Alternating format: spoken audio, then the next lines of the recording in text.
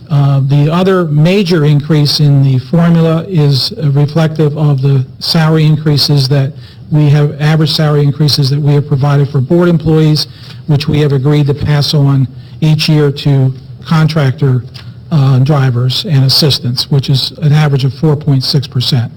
So the salary components for both drivers and assistants have been increased by 4.6%. So that's a basic summary of the reimbursement formula.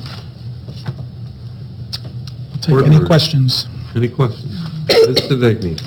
So the rebates that are factored in here are exactly what's reflected in the budget that we just voted on, correct? Yes, if you make any adjustments to this, then we'd have to go back and make adjustments to the budget.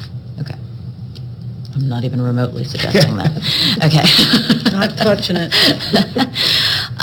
The only other question I had is on the 4.6% increase that you were just talking about that the drivers and the assistants get. That is piggybacked off of the average raise that we provide to the teachers on an annual basis. For all employee For all groups. employees. Yes. Okay. Yeah, we pass that on to the drivers, even though they're not our employees, it's in the formula to the contract.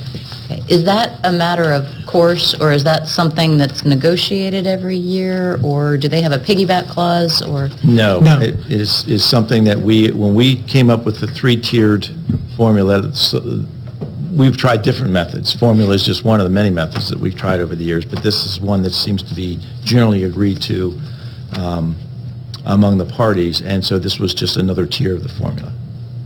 Okay. And Mike, can you talk a little bit about shortages? Are we experiencing a driver shortage right now? It goes up and down with the job market, so I don't know where we are right now. Driver shortage issue has really hit hard, not only here, but across Maryland and the entire nation. As the economy improves, and there are more employment opportunities for folks, we see that. And so it's kind of cyclical. As the economy improves, our driver retention rate it becomes more difficult. We have done what we can in terms of advertisements. You've probably seen those employee announcements and announcements to parents to try and recruit additional drivers.